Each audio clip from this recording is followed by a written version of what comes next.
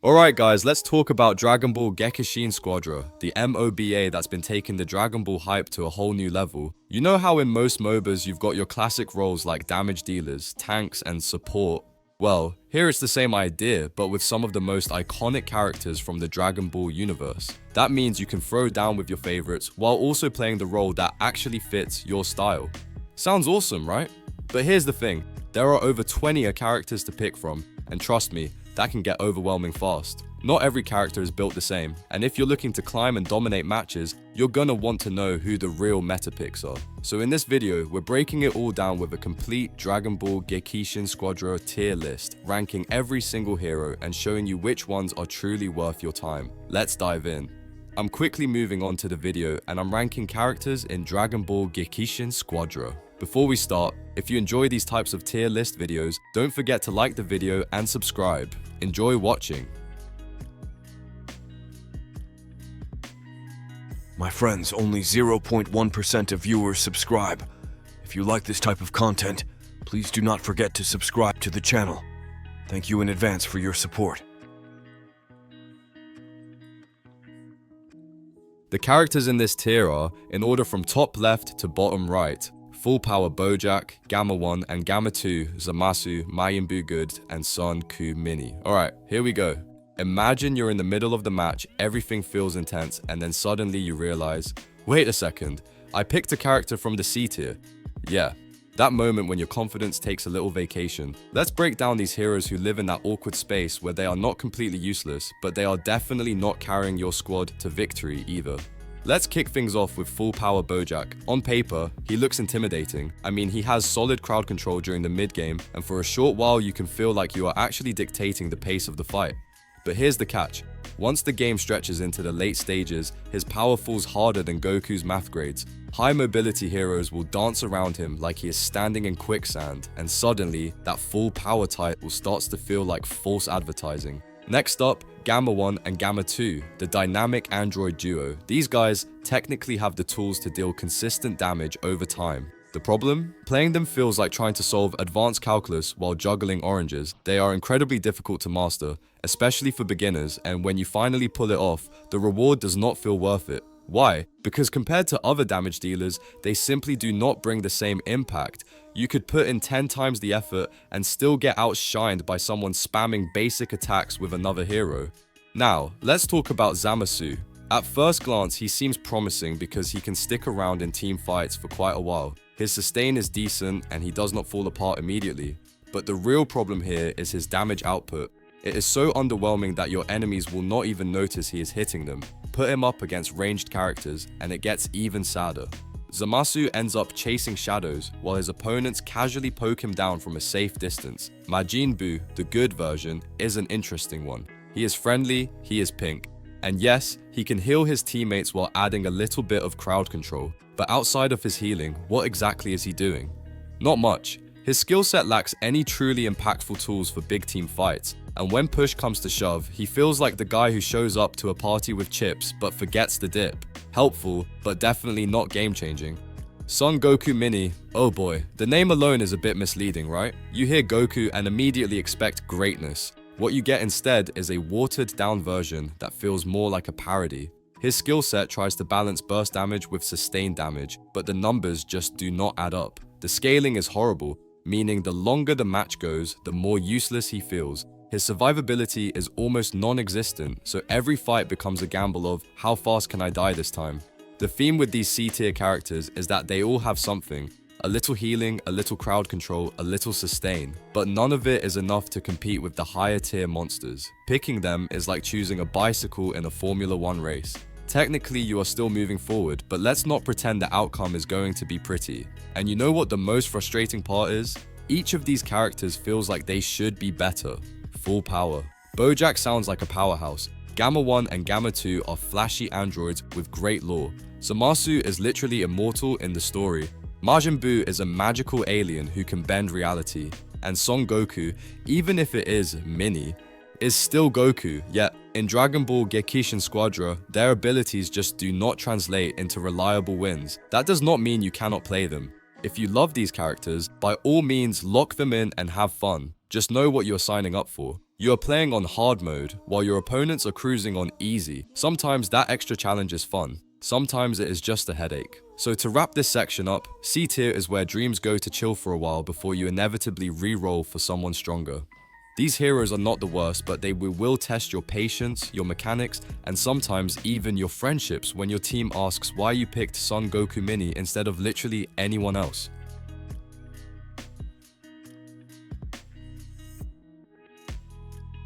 The characters in this tier are, in order from top left to bottom right, Son Gohan Kid, Android 18, Hit, Frieza First Form, and Dabura. Alright, so now we are moving into B tier, and this is where things start to get spicy. These are the characters that can absolutely shine in the right hands, but they also come with quirks, weaknesses, or just plain limitations that keep them from breaking into the top of the list. Think of B tier as the honorable mentions. They are not the MVPs, but they are still strong enough to carry games if you play them smart. Let's start with Son Gohan Kid. Honestly, this is one of the most beginner-friendly picks in Dragon Ball Gekishin Squadra. His kit is well balanced, with a nice blend of range and mobility. New players can hop in and immediately feel like they are contributing to the team. The problem? He falls off later in the game. Once the match drags into those intense late-game fights, he struggles to keep up with the scaling of more technical characters. Basically, early game he feels like a champ, late game he starts feeling like the warm-up act. Android 18 is an entirely different story. She is sleek, fast, and deadly in single-target situations. Her burst potential is insane when it comes to isolating enemies, and her mobility makes her a nightmare to catch. She can dive into fights, delete someone, and then dip out like nothing ever happened. That said, put her up against tanky bruisers or burst-heavy fighters, and suddenly she is not so confident anymore. Those matchups can turn her from assassin to victim in seconds, and then there is Hit. Oh man, Hit is just fun to watch when someone skilled is behind the controls. His mobility is off the charts and he has that unique combination of burst damage and support utility. But here is the catch, the difficulty level is through the roof. This is not a hero you can just pick up and instantly dominate with. He takes time, practice, and a lot of failed attempts before you start feeling like a time-skipping god. In the hands of a master though, he is terrifying. Now let's talk about Frieza First Form. This one is all about range and poke. If you love sitting back, peppering enemies with long-range skills, and being that annoying presence from a distance, this is your pick. His range support is excellent, and he even has some surprising mobility options for repositioning. The downside? He is basically made of paper. His defenses are so low that if anyone actually gets to him, he melts faster than ice cream in the sun. Positioning is life or death when you are playing him. Dabura rounds out our B tier list, and this guy is all about area control. His area of effect damage is fantastic for locking down zones, punishing grouped enemies, and dominating team fights. Drop him into a crowded brawl and watch the chaos unfold. The issue, however, is mobility, or rather, the lack of it. Dabura is not getting anywhere fast, and once enemies realize it, he becomes a very juicy target. If he is caught out of position, there is not much he can do to escape. The common theme in B tier is this: potential. Every single one of these characters has the ability to swing games in the right hands, but they all have limitations that require smart play and awareness. Unlike C tier, where you are fighting uphill the whole time, here you have actual win conditions if you learn how to maximize their strengths. For example, Son Gohan Kid can dominate early game skirmishes, use that momentum to snowball before you hit the late game drop-off.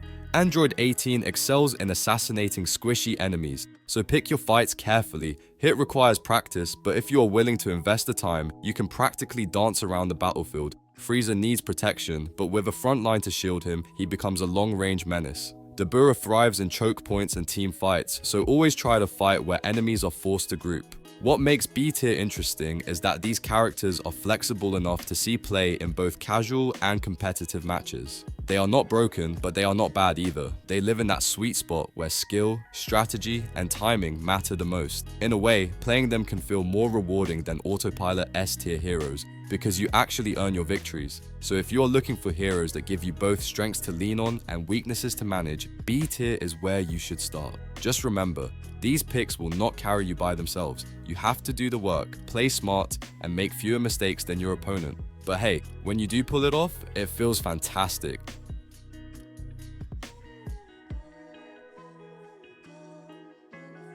The characters in this tier are, in order from top left to bottom right: Android 17, Super Saiyan 2, Cauliflower, Cooler Final Form, Baby Young Body, Piccolo, and Cell Perfect Form. Alright, We have officially stepped into the A tier zone, and this is where the excitement really starts to kick in. These are the characters that might not be completely broken like the ones in S tier, but they are still absolute powerhouses in the right hands. Think of them as the reliable all-stars. They get the job done, they can fit into a variety of team compositions, and they have enough strength to carry games without making you pull your hair out. Let's start things off with Android 17. This guy is the definition of reliable utility. He brings shielding, he brings healing, and he constantly sprinkles in debuffs on the enemy team. On top of that, he is boosting allies at the same time.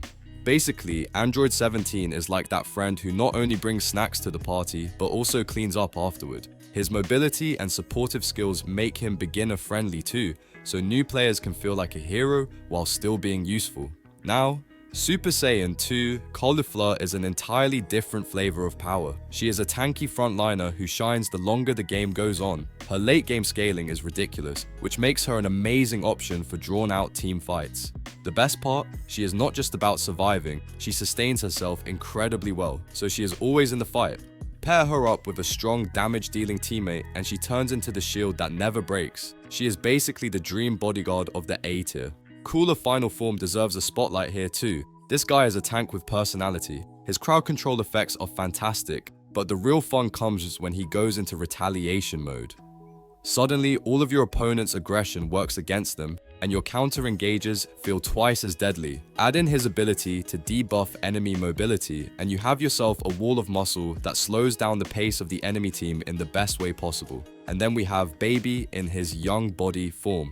Do not let the name fool you, this kid means business. He is an incredible initiator who can harass enemies constantly. His synergy with damage dealers is excellent because while he is poking and pressuring, your DPS can swoop in and finish the job. On top of that, his sustain is impressive thanks to his consistent pokes, so he does not just disappear after the first exchange. Baby is like that annoying little brother who just will not stop, except this time you are glad he is on your team.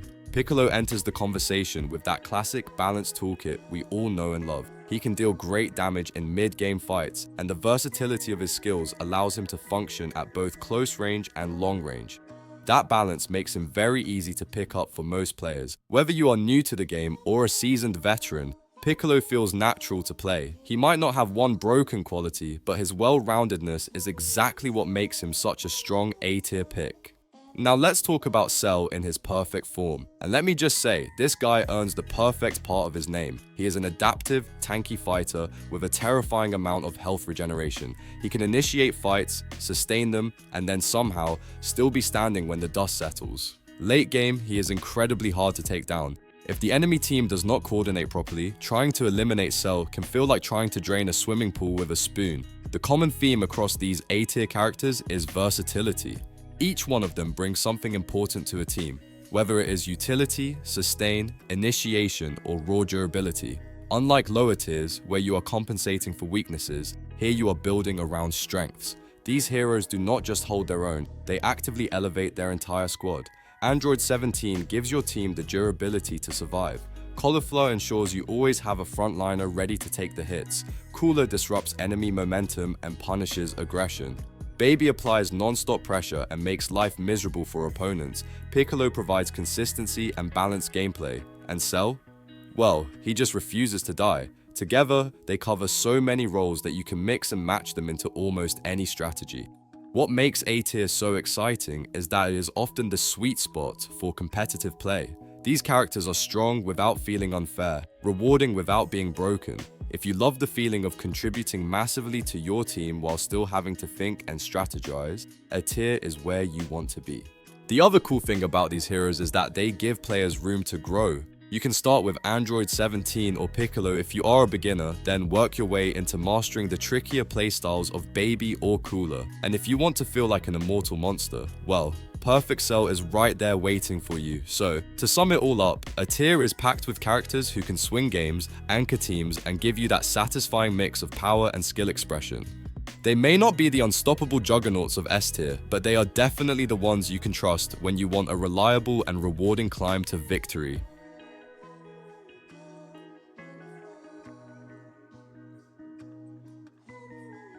The characters in this tier are, in order from top left to bottom right, Super Saiyan Son Goku, Super Saiyan Kel Berserk, Super Saiyan Vegeta, Super Saiyan Trunks Teen, Super Yub, and Krillin. Alright, we have reached the S tier, the absolute royalty of Dragon Ball Gekishin Squadra. These are the characters that make you feel like you are cheating the system. They are powerful, reliable, and sometimes downright unfair when played correctly. If you see these heroes on the battlefield, you already know the match is going to tilt in their favor, unless you have a rock-solid plan to counter them. Let's break down why each of these monsters sits comfortably at the top.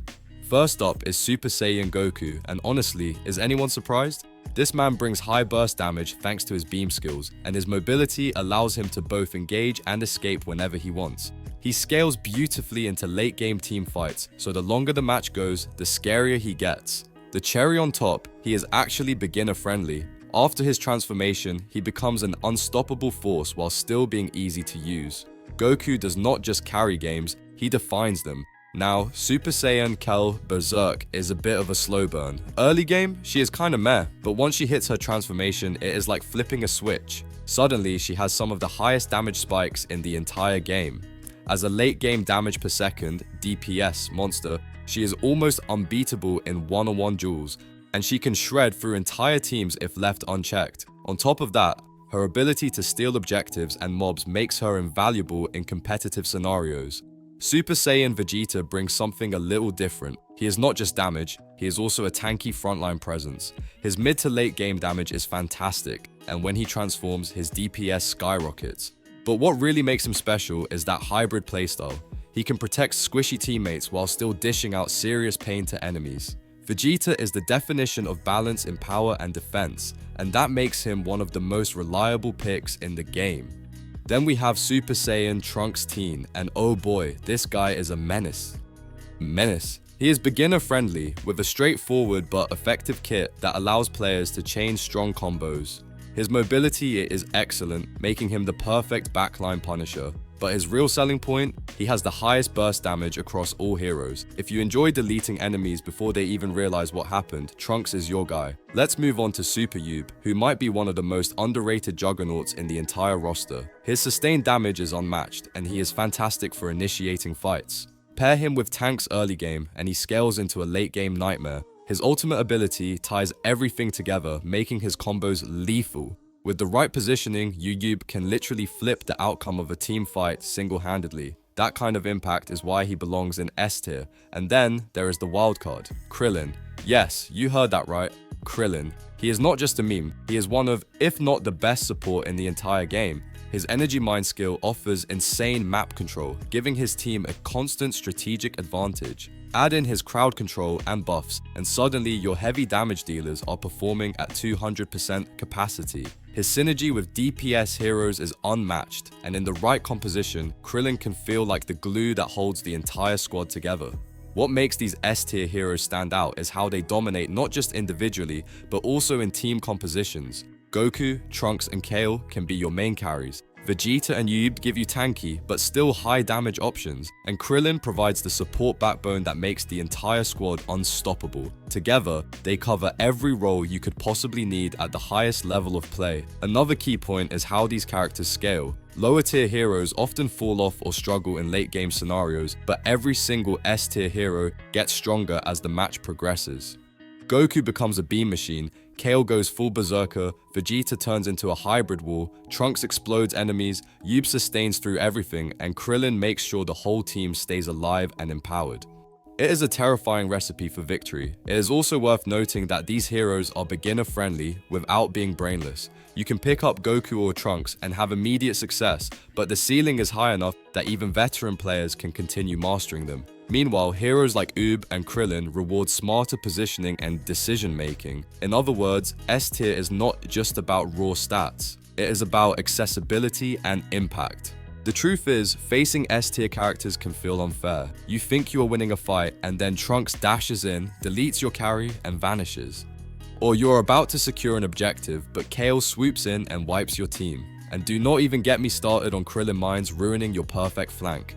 Playing against them is frustrating, but playing with them is pure joy. So if you are wondering which heroes will give you the best shot at climbing, dominating, and just straight up enjoying Dragon Ball Gekishin Squadra, look no further than S tier. These are the legends of the roster, the ones who make highlight reels and clutch victories. Whether you want to beam people into oblivion, sustain through impossible fights, or support your team like a mastermind, there is an S-tier hero ready to make you feel unstoppable.